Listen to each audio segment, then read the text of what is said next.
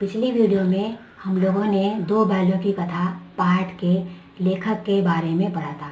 आज हम पाठ का परिचय, पात्र और उसके सारांश के बारे में पढ़ेंगे। पाठ की प्रस्तावना कह सकते हैं परिचय।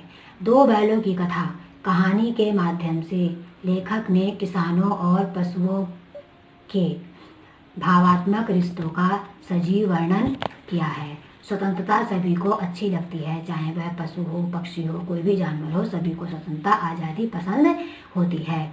इसको प्राप्त करने के लिए सभी को कठिन परिश्रम करना पड़ता है।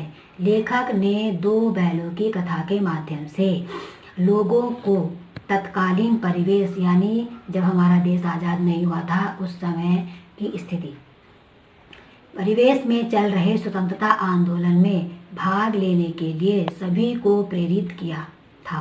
यह कहानी परोक्ष रूप से यानी अप्रत्यक्ष रूप से आज़ादी की भावना से जुड़ी हुई है। इस कहानी के माध्यम से लेखक ने पंचतंत्र और हितोपदेश यानी मोरल वैल्यू की कथा की परंपरा का उपयोग और विकास किया है।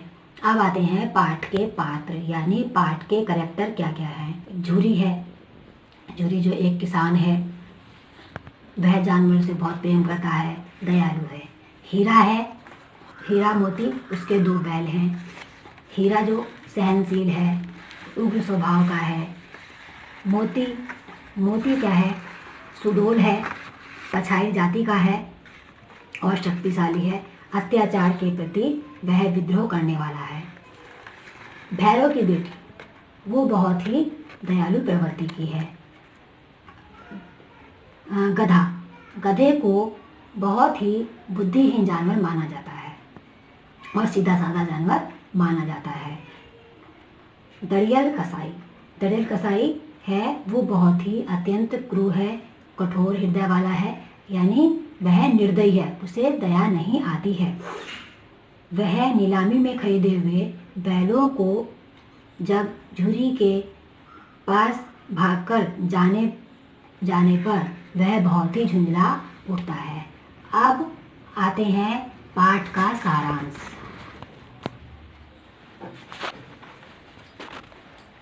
प्रेमचंद्र की प्रसिद्ध कहानी दो बैलों की कथा के मुख्य पात्र हीरा और मोती हैं। ये दोनों बैल सीधे साधे भारतीय के प्रतीक हैं। ये बहुत ही दयालु, परोपकारी और मेहनती होते हुए अत्याचार सहन नहीं करते हैं। लेखक ने गधे को बहुत ही सीधा जानवर और बुद्धिमान जानवर माना है। उसकी संज्ञा लेखक ने ऋषि मुनियों के व्यवहार से की है, अर्थात ऋषि मुनियों की श्रेणी में गधे को माना है।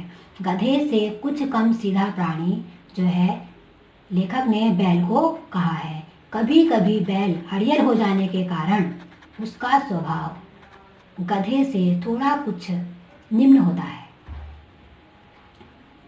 हीरा मोती झूरी के बहुत ही प्रिय बैल हैं। दोनों पछाड़ी जाति के अत्यंत सुंदर, सुडोल और मेहनती बैल हैं। ये एक जाति होती है जानवरों की, पशुओं की। साथ साथ रहते हुए उनका अपने मालिक के प्रति अर्थात झूरी के प्रति बहुत ही है।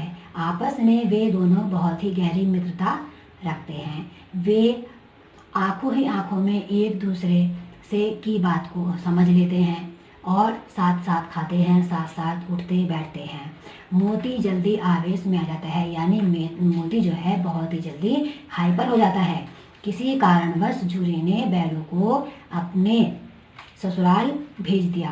बैलों ने समझा कि झूरी ने उन्हें बेच दिया है। झूरी का साला गया उन्हें डंडे मारते हुए धकेलता हुआ अपने घर ले जाता है।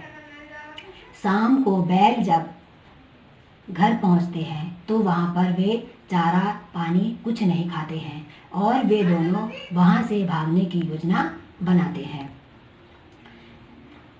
और अपने आप को बेगाना समझते हैं। वे मन में ये समझते हैं कि झुर्री ने अर्थात हमारे मालिक ने हमें क्यों छोड़ दिया है, हमने तो उनसे कभी भी कोई शिकायत नहीं की है। वे रात में भाग खड़े होते हैं वहाँ से और सुबह को झुर्री के घर आ जाते हैं। जब वे झुर्री के घर आ जाते हैं तो झुर्री उनको दाना पानी डालने को अपने नौकर से कहता है। नौकर मना कर देते हैं क्योंकि उनकी मालकिन ने उनको मना कर दिया था। मालकिन बैलों को निकम्मा और नमक हराम कहकर संबोधित करती है। हीरा मोती को वापस झुर्री की ससुराल में भेज दिया जाता है। ऐसा वे अपने मन में सोचते हैं कि ऐसा अपमान पहले कभी नहीं हुआ था। झुर्री के साले ने उन दोनों बैलों को मोटी मोटी रस्सियों में बांध दिया और उन पर अत्याचार करने लगा। उन्हें खेतों में जोतने के लिए ले जाने लगा। वो वहाँ पर नहीं, उन दोनों ने योजना बनाई कि हम काम नहीं करेंगे और वे जब गया उनको खेतों में जोतता था, बैलों में उसमें जोतता था खेतों में, तो वे नहीं हिलते थे। जब गया को बहुत गुस्सा आया तो उसने मोती की नाक पर डंडे बरसाए। फिर दोनों ने अपनी स्थिति को मान लिया कि ये हमारे भाग्य में ऐसा ही लिखा है और दोनों बेचारे ऐसे अपना जीवन व्यतीत करने लगे। भैरव की एक छोटी सी बेटी थी, उसकी सौतेली माँ थी। वह भी अपनी सौतेली माँ के अत्याचारों से बहुत ही दुखी थी। उसको बैलों पर दया आई। रात को वह 2 रोटी ले जाकर एक एक रोटी दोनों बैलों को दे देती थी। उनकी 2 रोटी से बैलों का मन भर जाता था, पेट नहीं भरता था। उन्होंने वहाँ से भागने की योजना बनाई। रात को जब रस्सी चबाकर वे भागने को तैयार हुए तभी वह छोटी बच्ची आ गई। हीरा मोती दोनों वहाँ से भागे नहीं। उस बच्ची ने उन दोनों बैलों की रस्सी को खोल दिया और चिल्लाने लगी, दादा दादा, फूफा जी के बैल भागे जा रहे हैं, जल्दी से पकड़ो। वे ये सुनते ही वे दोनों बैल वहाँ से भाग खड़े हुए। अचानक जब वे भाग रहे थे तो भागते भागते वे रास्ता भटक गए और रास्ते में उन्हें एक मटर का खेत दिखाई दिया। उसमें बहुत हरी हरी मटर थी। वे कई दिनों से भूखे थे। उन्होंने वहाँ पर मटर खाई और जब वे मटर खाकर उनका मन भर गया, पेट भर गया, तो वे उनको आलस से आने लगा। उन्होंने देखा कि सामने से एक सांड आ रहा है।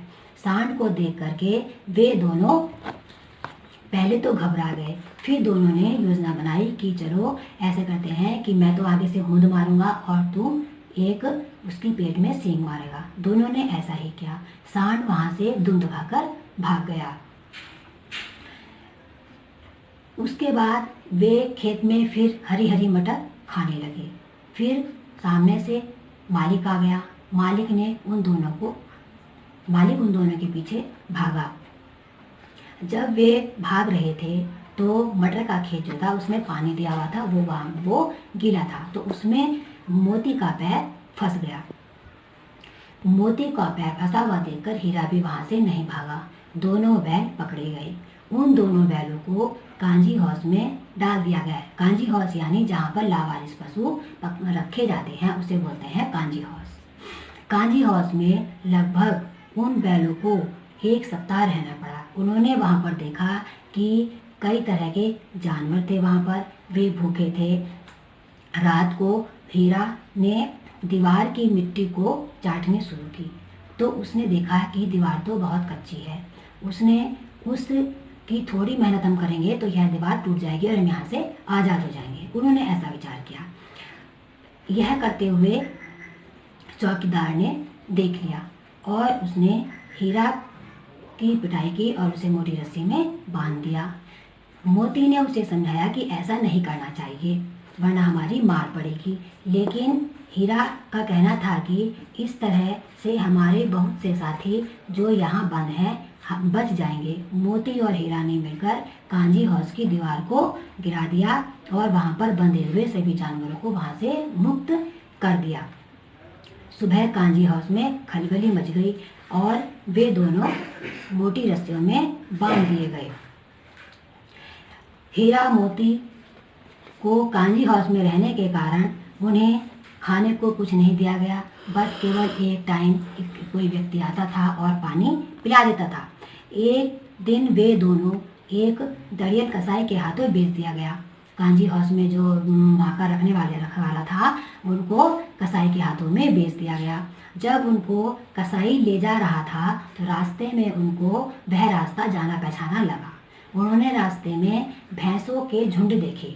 उन्हें देख करके उन्होंने सोचा कि इन्हें हम दोनों पर दया नहीं आ रही है। यह कितने दुख की बात है, ये सब कितने स्वार्थी लोग हैं।